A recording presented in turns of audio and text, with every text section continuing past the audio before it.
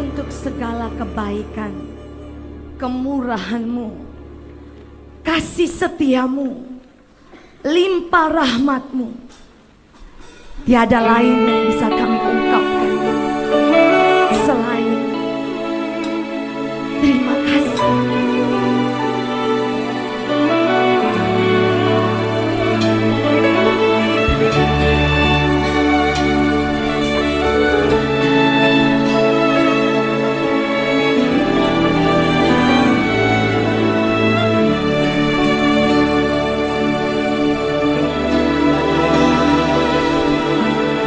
Berterima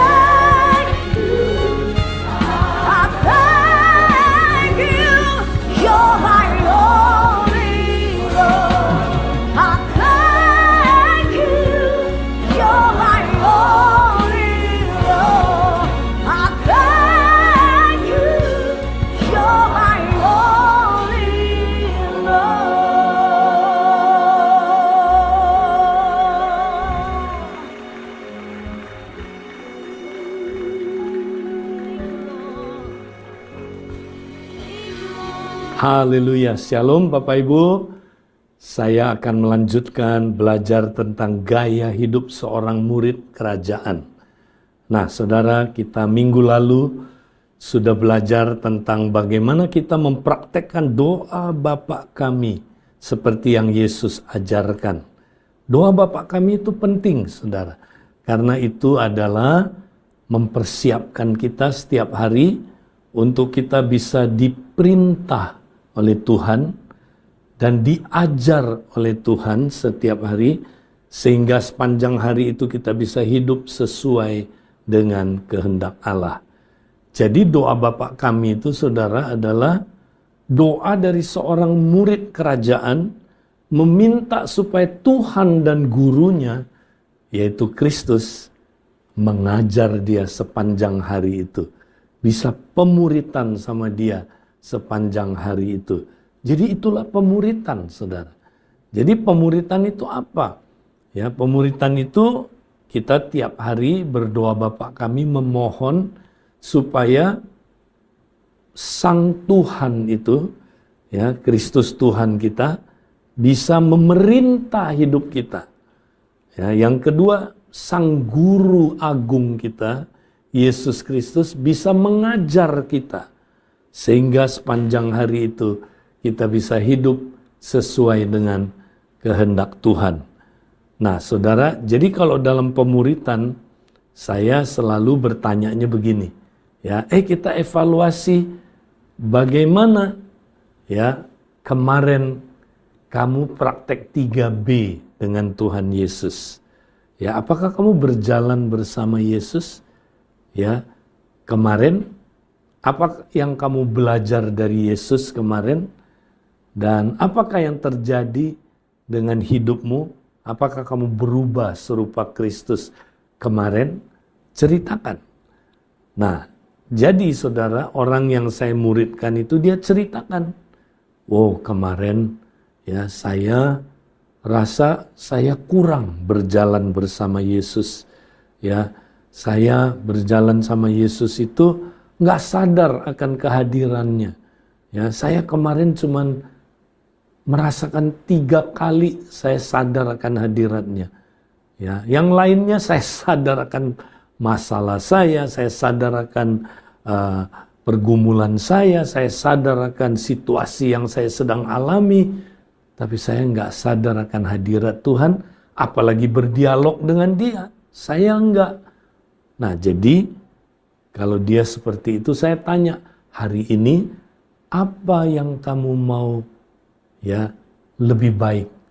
Nah, dia berkata, Kak Edi, saya mau hari ini ya saya lebih lagi berjalan bersama Kristus. Ya, saya mau semakin dekat dengan Dia. Saya mau sesering mungkin merasakan hadiratnya. Ya, saya mau dialog dengan Dia, ngobrol-ngobrol dengan Dia. Saya mau pemuritan tiap hari dengan Dia. Ya, nah, kamu belajar apa dari Tuhan Yesus kemarin? Ya benar ya, kemarin aku itu ya waktu ada konflik dengan istri, ya aku responnya nggak benar, Kak. Ya, waktu istri saya kritik saya balas kritik. Ya, ketika dia ya menuduh saya balas menuduh. Ya, respon saya nggak baik, Kak. Ya, jadi kenapa kamu bisa kayak begitu? Karena gini, saya nggak pemuritan sama Tuhan Yesus kemarin. Ya, saya nggak sadar Dia hadir. Saya nggak dialog sama Dia, mana bisa pemuritan, Kak? Nah, jadi kamu mau belajar apa hari ini? Ya, hari ini saya mau berubah. Ya, saya mau connect sama Dia terus dalam setiap situasi. Saya mau terus belajar dari Dia dalam setiap situasi. Ya, itulah pemuritan, saudara. Kita pikir pemuritan itu di kelas, ya kita belajar program-program tertentu. Nggak salah belajar program-program tertentu, tapi kalau kita nggak pernah sadar akan hadirat Tuhan, connect sama Dia, berdialog sama Dia, dan belajar dari Dia, itu bukan pemuritan. Kita cuma mengikuti program-program tertentu. Ya, nangkep ya saudara. Jadi pemuritan itu tiap hari, saudara 3B dengan Tuhan Yesus. Ya, belajar, berjalan dulu, ya, kemudian belajar dan berubah serupa Kristus. Ya, nah, kami di dalam pemuritan juga saya tanya, kamu ngalamin perubahan apa, ya, dalam hidup kamu? Nah, itu Kak, ya, saya kemarin sebenarnya, ya, Tuhan Yesus itu mau merubah hidup saya. Ya, cuman saya tidak merespon dengan benar. Makanya saya nggak berubah, Kak. Ya, gimana supaya berubah, saudara? Kita mesti jalan di jalan yang sempit. Masih ingat, saudara? Di jalan yang sempit itu kita seperti apa, saudaraku? Zaitun yang diperes. Ya, ketika zaitunnya diperes, keluar apa, saudara? Minyak. Ketika kita diperes, egonya dimatikan, saudara. Yang keluar apa? Kehidupan Kristus. Sehingga kita makin, ya, melihat Kristus dalam hidup orang itu, saudara.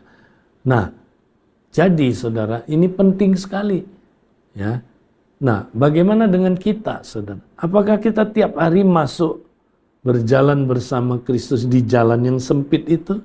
Ya, kita bersedia ditekan, bersedia mengalami penderitaan, saudara. Ada macam-macam penderitaan. Ya, ada penderitaan, saudara, lewat apa, saudara? Tekanan, ya, tekanan emosional. Ya, mungkin kita lagi dibentuk sama istri, saudara. Ada konflik. Ya, kita pengennya balas, kita pengennya, saudaraku, marah-marah.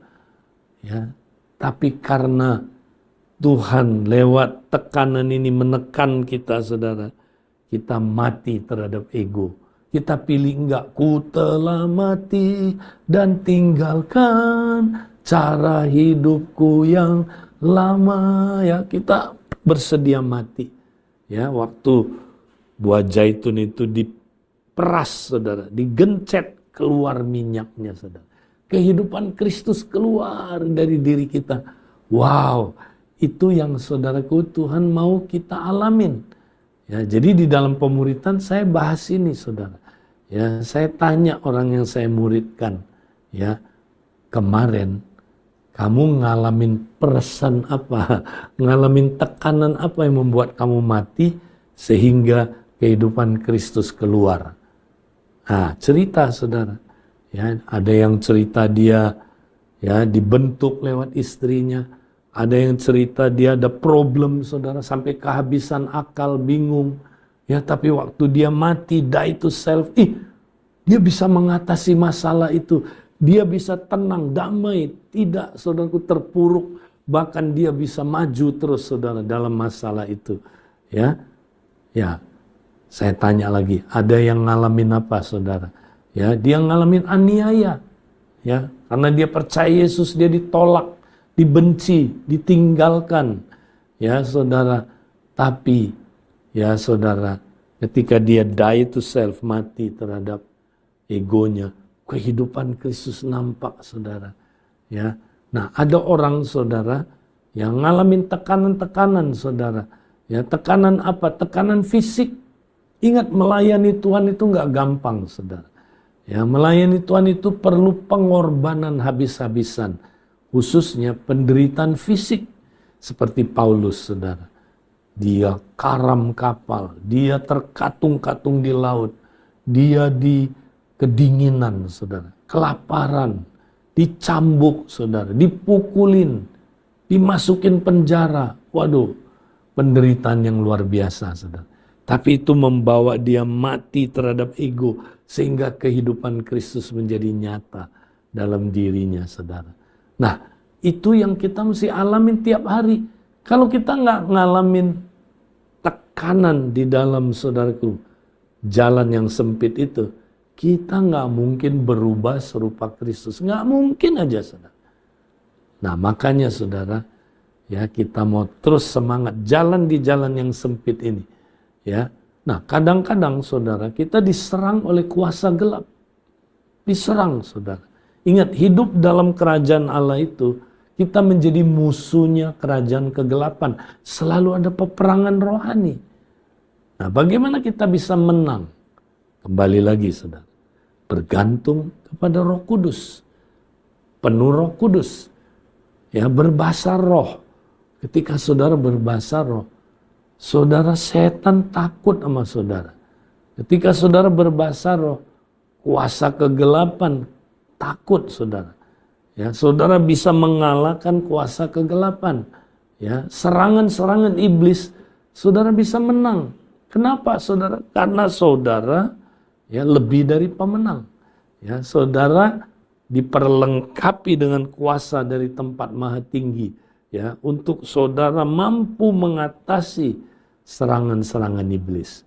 Ya, jangan takut, saudaraku. Tidak ada yang membahayakan saudara.